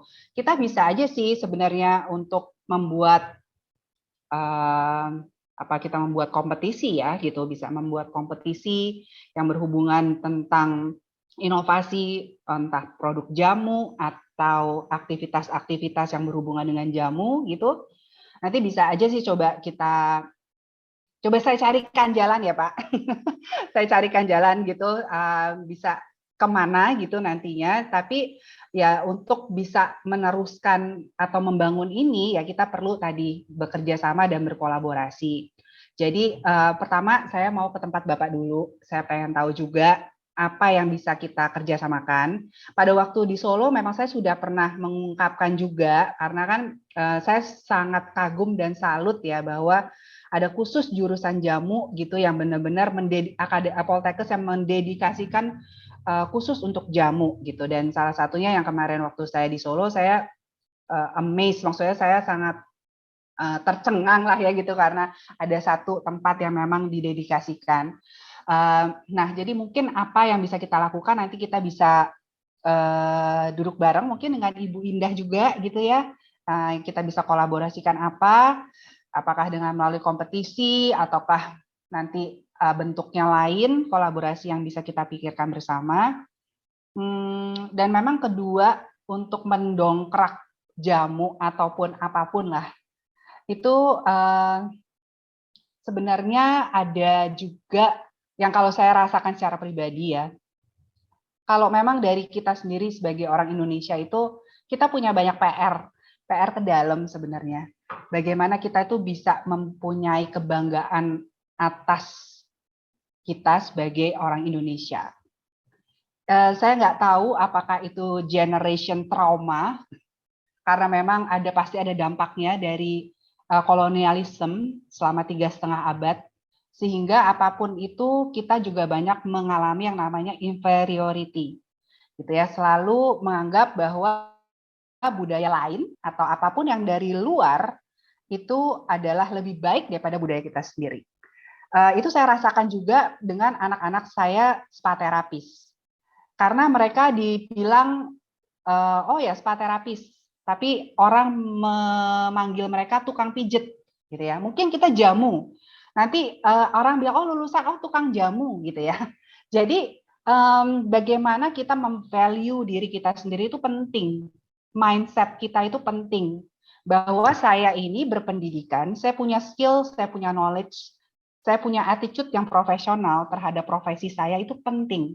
Dan itu adalah bagian dari bagaimana kita memvalue diri kita sebagai orang yang berprofesi mendalami ilmu-ilmu tradisi.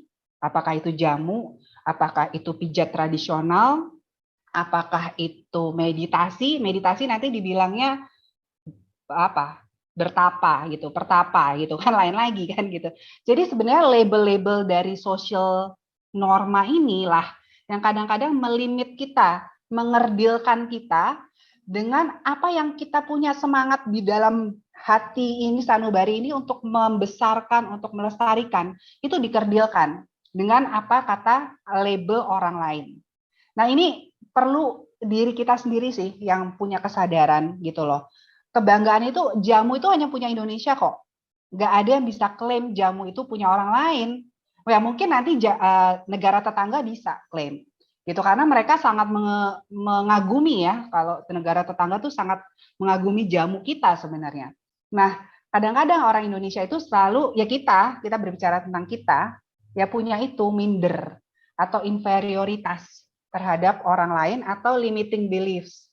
Nah, ini mungkin dari para dosen atau pengajar itu juga bisa sih selalu dikuatkan bahwa kita bukan sekedar tukang atau tukang pijat atau tukang jamu gitu, tapi kita seorang yang memang profesional dan memiliki kemampuan untuk bisa tadi meningkatkan dan mempertahankan kesehatan, kecantikan secara tradisi gitu Pak. Jadi saya utang sama Bapak, saya nanti satu hari kita janjian ke Klaten dulu ya Pak. Terima kasih.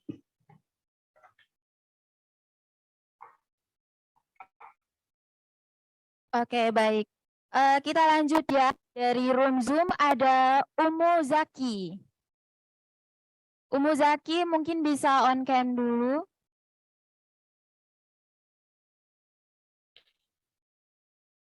Oke. Dipersilahkan untuk mengajukan pertanyaannya. Bismillahirrahmanirrahim. Assalamualaikum warahmatullahi wabarakatuh. Selamat siang Ibu Bulan Tilaar. Masya Allah, tabarakallah. Hari ini Allah perkenankan saya ikut di ruang Zoom ini dan bisa melihat bahwa ternyata saudara-saudara saya di Indonesia ini, Masya Allah, tabarakallah, banyak inovasi-inovasi di bidang jamu. Perkenalkan Ibu, nama saya sebenar aslinya tadi di Zoom ada Umi Zaki. Nama saya Sailan Harahap. Saya ini umur 38 tahun. Berkah silaturahim dengan Ibu Nilam Sari Effendi yang saat ini sedang mengambil jurusan jamu di Klaten ya, Bu Nilam, Masya Allah. Jadi saya bisa ikut di Zoom ini. Tadinya kan saya Bu di Sumatera ini, saya bagian selatan. Nama kabupatennya Tapanuli Selatan, tapi kebetulan saya tinggalnya di Kota Madia, namanya Kota Padang Sidimpuan. Khas penghasil salak manis khas Sidimpuan yang rasanya itu ada 3 varian. Jadi kalau tadinya saya tidak asing dengan Marta Tilaar karena di sini banyak salon-salon kecantikan yang pakai Marta Tilaar gitu ya Bu ya. Tapi belum ada yang khusus familiar memberikan edukasi tentang apa sih jamu yang dipakai oleh Marta Tilaar. Ternyata ada juga jamunya. Kalau di sini tahunya yang kosmetiknya aja, Bu. Ya. Tadinya kalau saya tahu ada jurusan jamu juga, mungkin saya akan lebih membuka mata ini untuk bisa belajar jamu lebih lengkap. Selama ini masih ikut pelatihan-pelatihan kecil-kecil dari berbagai guru-guru yang saya dapatkan dari teman-teman di Jawa. Berkenan Ibu memberikan saya kontak untuk bisa saya hubungi agar saya bisa ikut pelatihan yang berbasis lembaga yang sudah terakui oleh pemerintah gitu. Tidak di kursus-kursus yang kecil-kecil gitu ya Bu. Dan mudah-mudahan nanti saya bisa sampai ke rumahnya Ibu Bulan, berkunjung dengan melihat semua inovasi-inovasi pribumi, bukan ke luar negeri gitu ya Bu ya. Ternyata Masya Allah herba Indonesia itu luar biasa. Ya. Agar nantinya saya bisa mendakwahkan bahwa jamu Bu Bulan Marta Tilaar itu asli punya Indonesia karena dia anak Indonesia. Ya Bu ya. Terima kasih, Masya Allah. Ya, terima kasih Mbak Zailani Harahap ya dari Padang Sidimpuan nih. Zailani. Ya. Oke, nanti kontak saya bisa di chat. Nanti saya kasih emailnya di chat.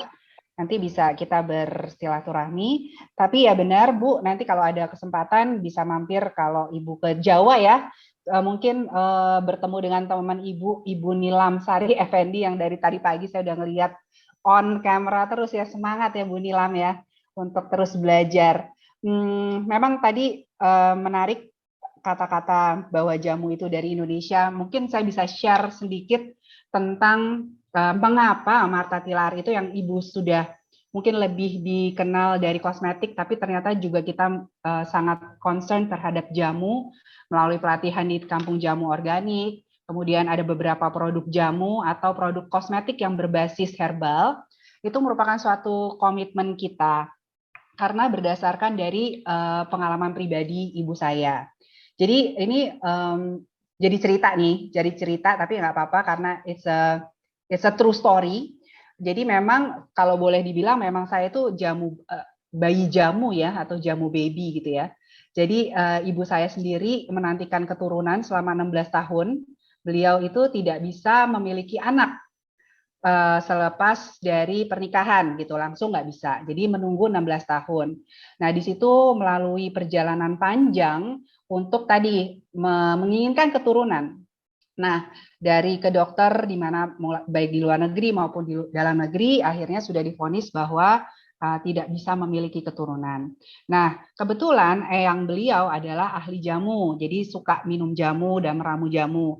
Jadi eyang ibu saya bilang, ya sudah, karena memang sudah buntu jalannya dari segi medis, saya ingin merawat kamu dengan ramu-ramuan gitu, herbal. Nah, ceritanya singkat, itu ibu saya sudah usia 39 tahun. Kalau ibu-ibu, teman-teman semua paham ya, 39 tahun udah cukup lanjut untuk memiliki anak pertama gitu ya. Jadi akhirnya, tapi ibu saya pikir ya sudah, nggak ada cara lain, jadi coba aja. Akhirnya minum jamu-jamuan, kemudian dengan dipijat gitu perut dan ya daerah perut untuk rahim, kemudian dengan doa-doa ya, itu dirawat kurang lebih hampir 1 tahun. Nah setelah itu suatu hari, menstruasi ibu saya berhenti gitu di usia 39 tahun. Ya sama nih kayak hampir seumurnya Ibu Zailani nih, 39 tahun ya. Menstruasi berhenti, terus ibu saya senang banget gitu. Dia ke dokter, dia bilang, "Dok, saya mensnya berhenti nih," gitu. Nah, dokternya bilang bahwa, "Oh, jangan senang dulu, Bu, karena ibu kan memang sudah bermasalah. Jadi ya ini adalah tanda-tanda premenopause." Gitu. Nah, kemudian dokternya bilang, ya sudah nanti kita cek lagi 3 bulan ke depan, kita cek apakah ada detak jantung dari bayi tersebut. Gitu. Nah, kemudian ya waktu itu masih di tahun 70-an, jadi belum ada USG zaman sekarang. Jadi kita harus menunggu 3 bulan lamanya untuk menentukan apakah itu hamil atau bukan. Nah, setelah 3 bulan kemudian, ternyata ada detak jantung dari bayi, dan itu detak jantung saya. Jadi itulah yang mengapa kita itu sangat berkomitmen tinggi, karena ibu saya sendiri mendapatkan manfaatnya nyata gitu dari jamu gitu. Jadi ya tadi menjawab Pak Indarto, kalau buat saya sih nggak ada masalah gitu. Kita nggak akan pernah bermasalah dengan jamu, tukang pijet. It's all beneficial for our well-being gitu ya. Jadi ada bukti nyata, dan itu ya pasti ini adalah persetujuan Tuhan juga ya, bukan hanya serta-merta jadi jamu.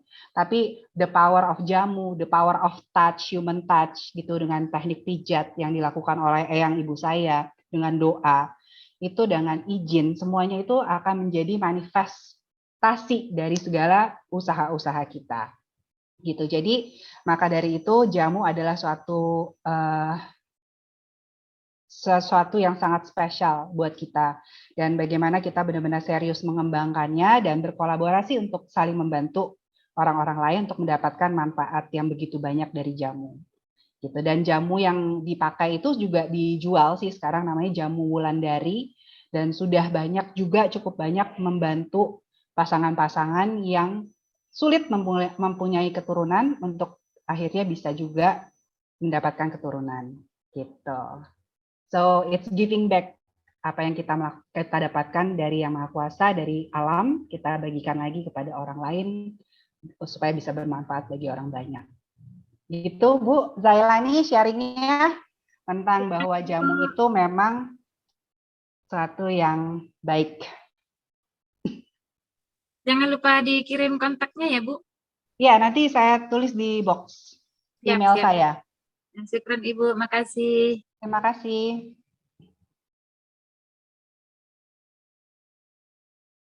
Oke, selanjutnya ada beberapa pertanyaan dalam room chat Zoom. Iya.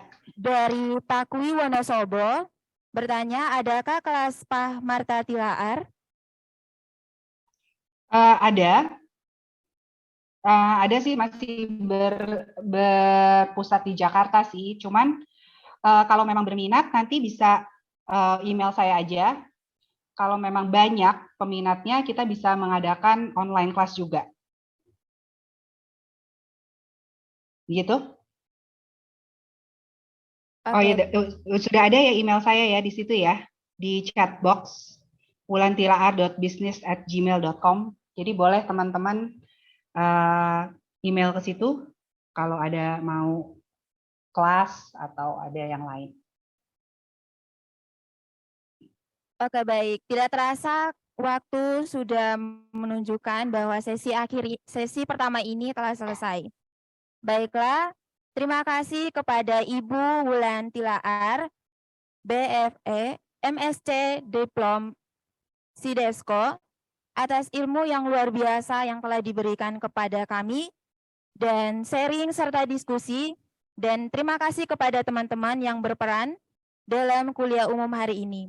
Saya, Serliani Maria Natalia Siku, selaku moderator pamit undur diri, kurang lebihnya mohon maaf. Wassalamualaikum warahmatullahi wabarakatuh.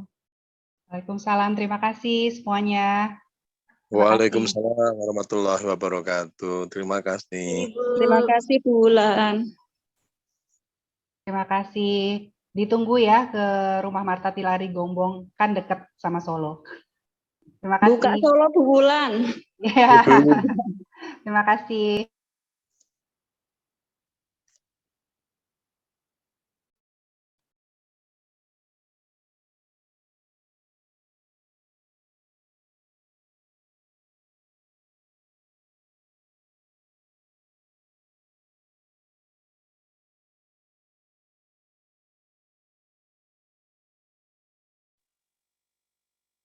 Terima kasih Bu Uli, terima kasih Mbak Indri. Pamit dulu. Assalamualaikum. Matur suwun Pak. Waalaikumsalam.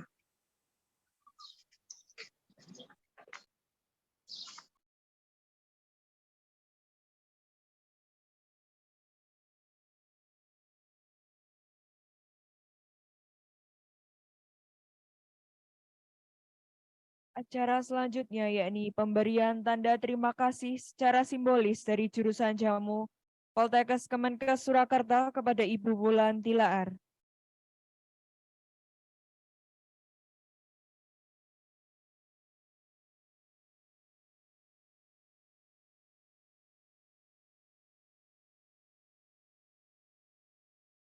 Terima kasih kami sampaikan kepada Ibu Wulan Tilaar BFA MSc Diplom Sidesko sebagai narasumber dalam rangka kuliah umum program studi D3 Jamu Poltekkes Kemenkes Surakarta dengan tema pengembangan entrepreneur herbal secara holistik.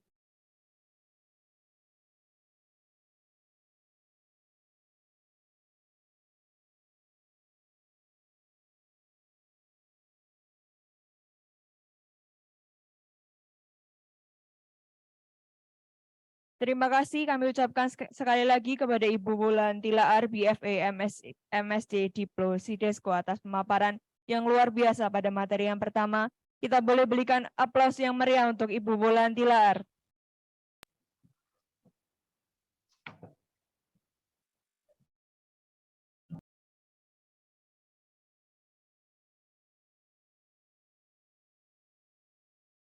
Hadirin sekalian, acara selanjutnya yakni penampilan dari juara 3 solo vokal tingkat nasional, Saudari Newa Keisha, kami persilahkan. Beri tepuk tangan yang meriah untuk Saudari Newa Keisha.